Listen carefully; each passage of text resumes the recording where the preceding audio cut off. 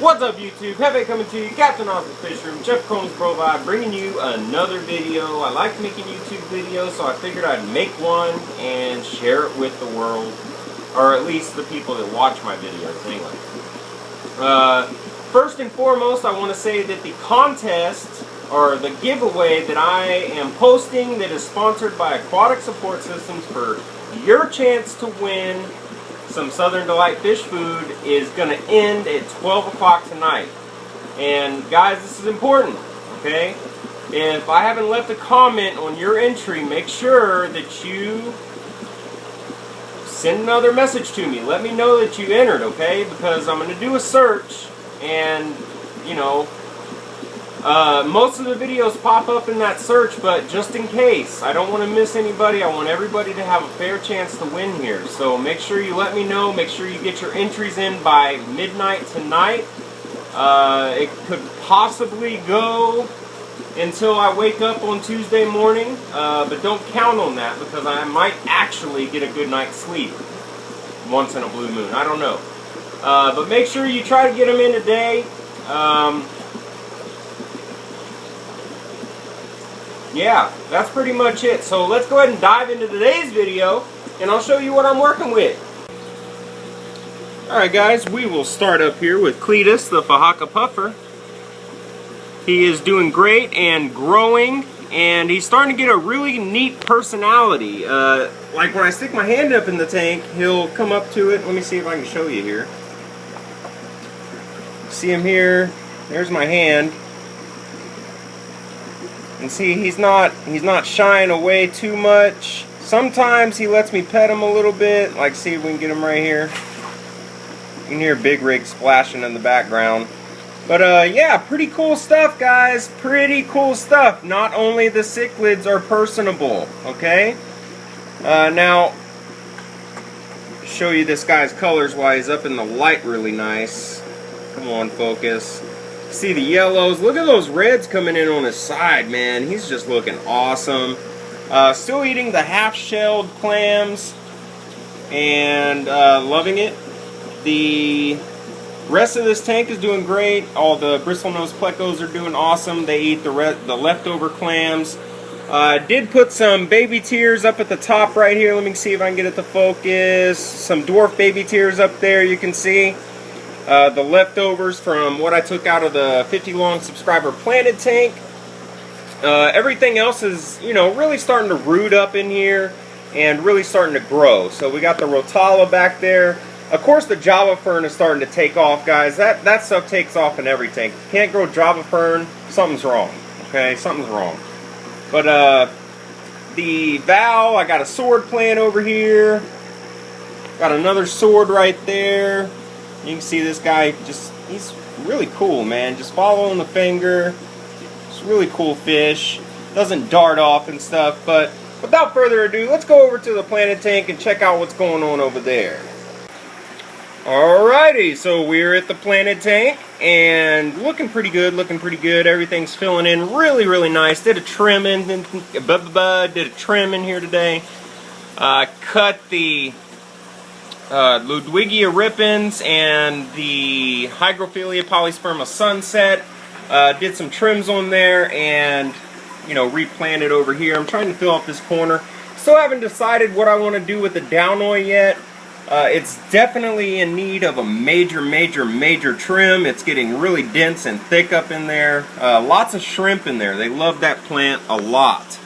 But as soon as I figure out what I want to do with it, we will trim it up and put it somewhere. I know that I want to do something else with it, possibly take out some of this Blixa, because for some reason it's just not doing well in here, and you know, the Downoi is looking better. So may just replace the Blixa with the Downoi. Not completely sure on that, but the biggest thing I've done in here today, as you can see in the front here, you can see the dwarf baby tears. The mats are gone and it's just sporadically placed. Now you can see that I left this side over here wide open. I had plenty of dwarf baby tears. I actually threw a lot of it away because I had so much of it, and Some of it had algae on it, so it was just better to throw it away than, you know, to sit there and try to do something with it. But here's how I plant dwarf baby tears.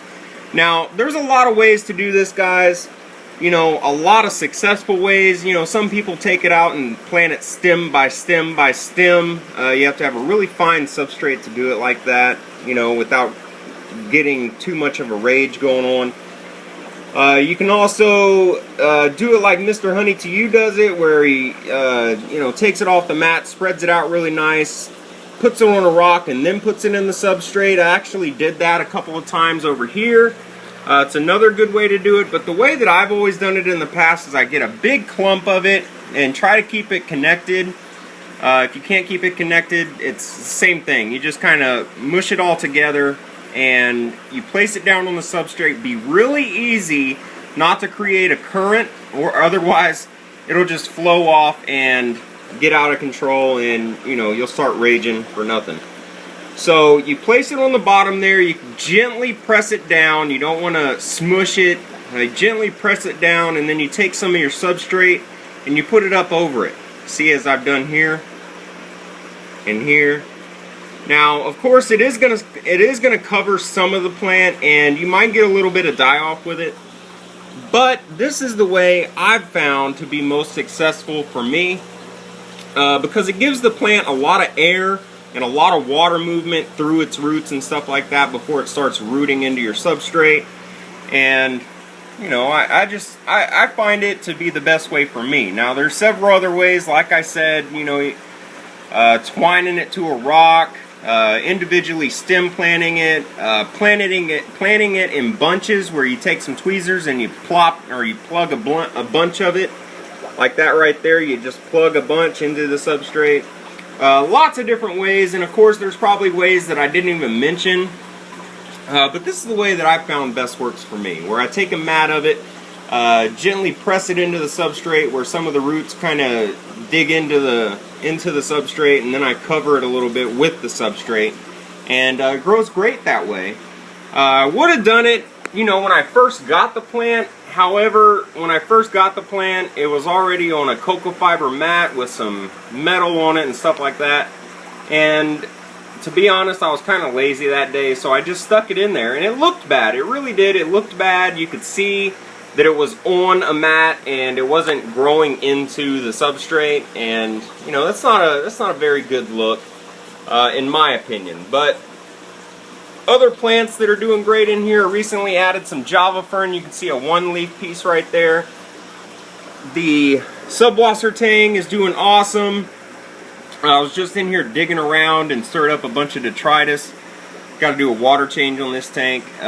This thing right here, awesome, guys. That surface skimmer that I did a video on last week, it is doing awesome. The bubbles have disappeared.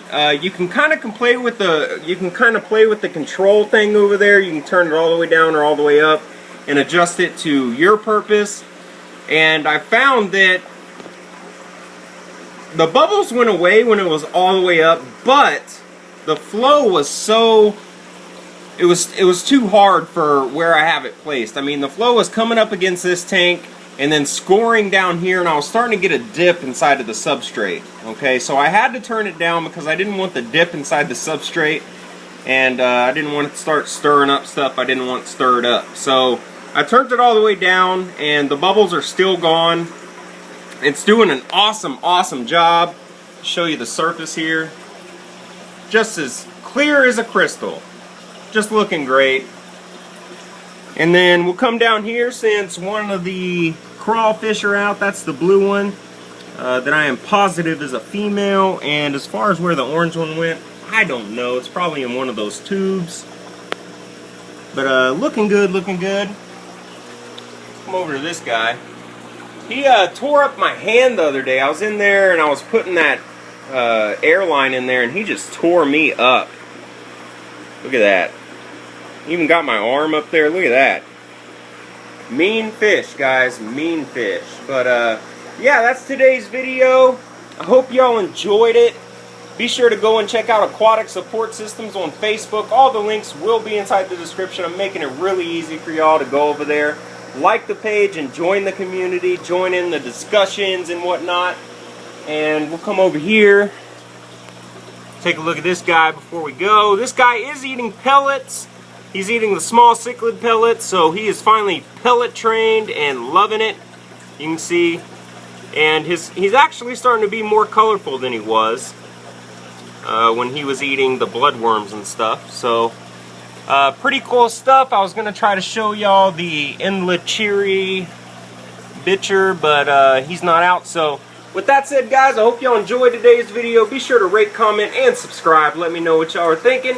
This is what I'm doing. This is what I've done. Happy fish keeping, and stay true to the hobby. Peace.